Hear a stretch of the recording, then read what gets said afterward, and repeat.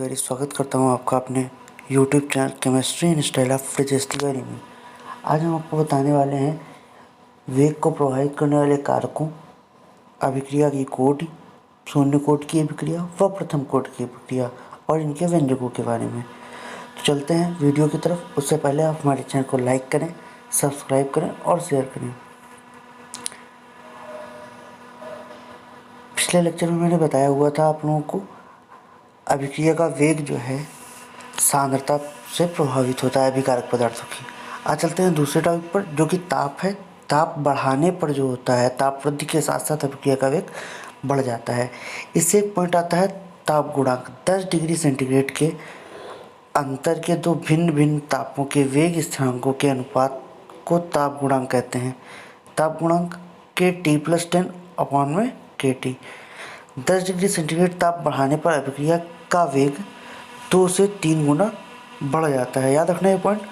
दूसरा पॉइंट आता है उत्प्रेरक की उपस्थिति। उत्प्रेरक की उपस्थिति, तो इस पर डिस्कस करेंगे। उत्प्रेरक की उपस्थिति जो है, अभिक्रिया की दर में वृद्धि हो जाती है, क्योंकि उत्प्रेरक की उपस्थिति से मध्यवर्ती शीघ्र प्राप्त होता है और कम समय में। जैसे कि एक रिएक्शन दी गई है 2KClO3 in presence of MnO2 gives out 2KCl + 3O2।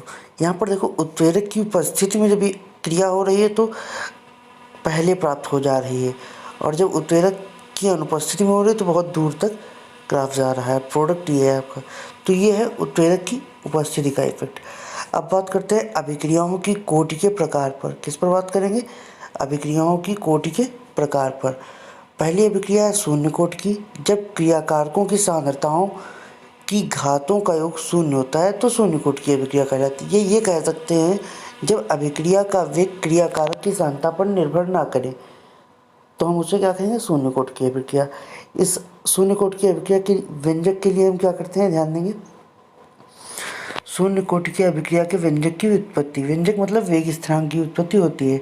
मान लो कोई रिएक्टेंट मतलब अभिकारक है, उससे उत्पाद P इस प्रकार बनना है। जब समय 0 था तब R जो था A मोल था और P जो था 0 मोल था। T समय बाद X मोल P बन गया तो R कितना बचेगा? A - X। और हमें पता है कि जो अभिकारक खपत दर होती है वो उत्पाद के समानुपाती होती है, तो -dR/dt प्रोपोर्शनल हो जाएगा P⁴। अब dR/dt = K और R प्रारंभ में जो था R था तो R⁴। यहाँ R तो जब R⁴ तो वैल्यू 1 हो जाएगी, तो dR = -KdT।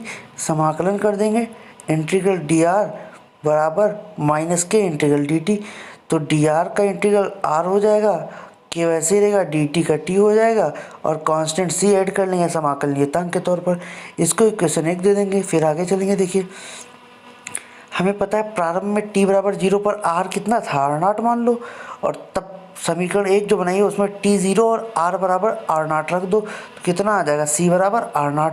अब C की वैल्यू R0 समीकरण 1 में लगाओ, R - KT + C की जगह पे कितना? R0 रख दिया। अब R0 को इधर ट्रांसफ़र कर लो तो KT हो जाएगा।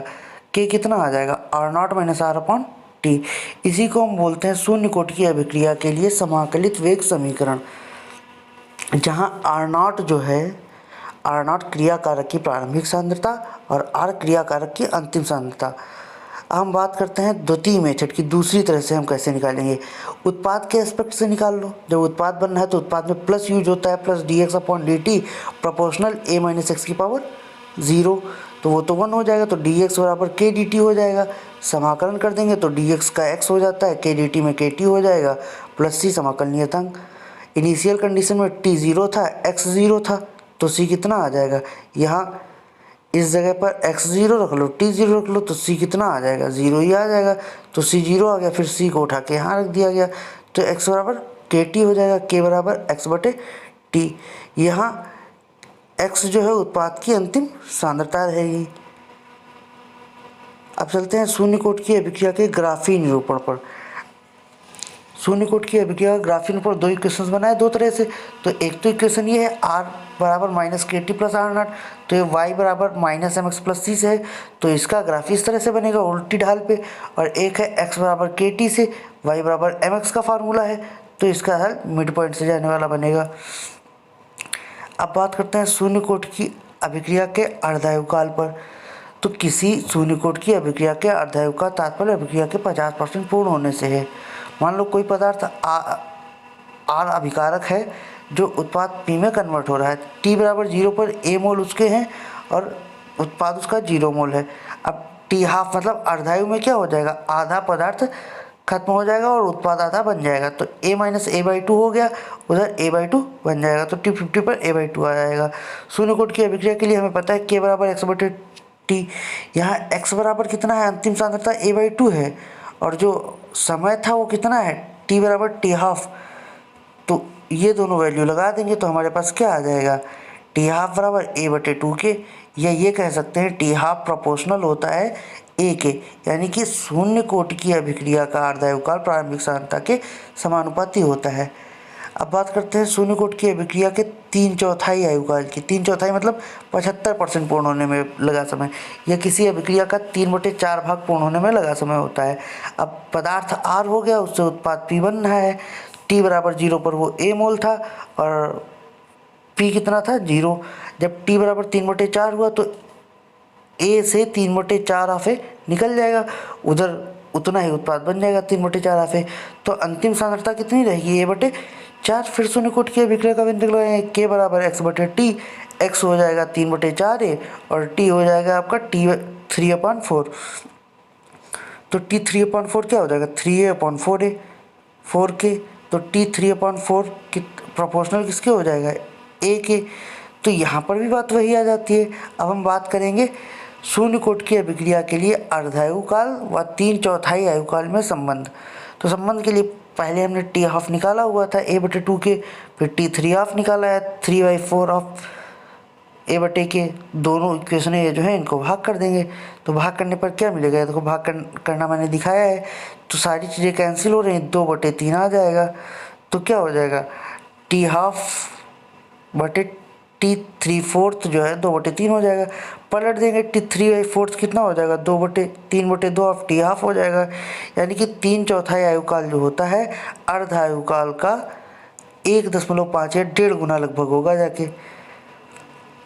अब बात करते हैं प्रथम कोटि की अभिक्रिया की।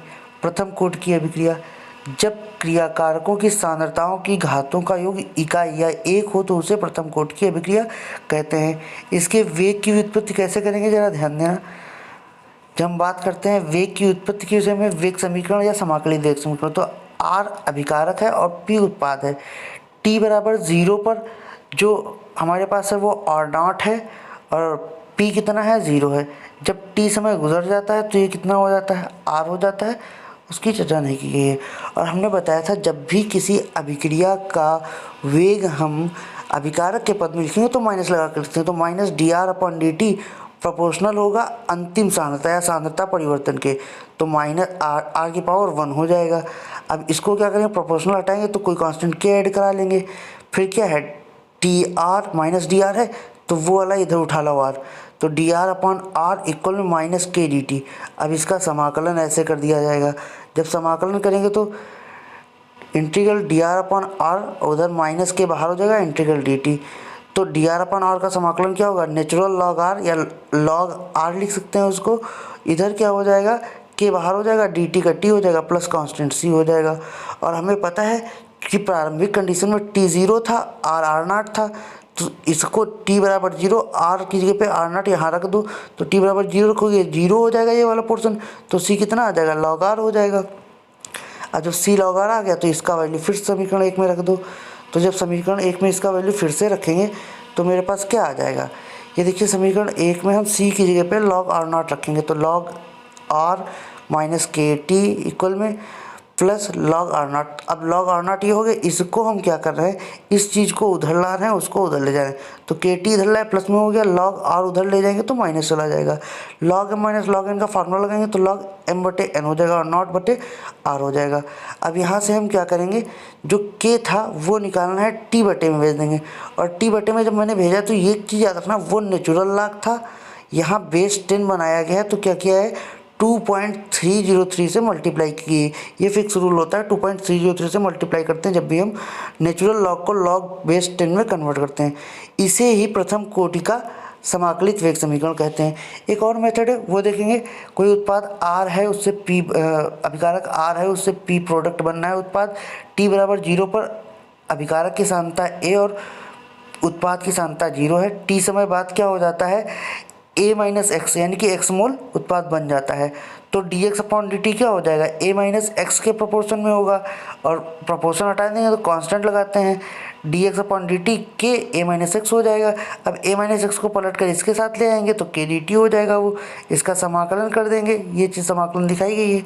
जैसे ही समाकलन करते हैं तो क्या हो जाएगा, इसका समाकलन आ जाएगा minus log a minus x, ये नेचुरल लॉग होता है, ये के टी रहेगा प्लस में c।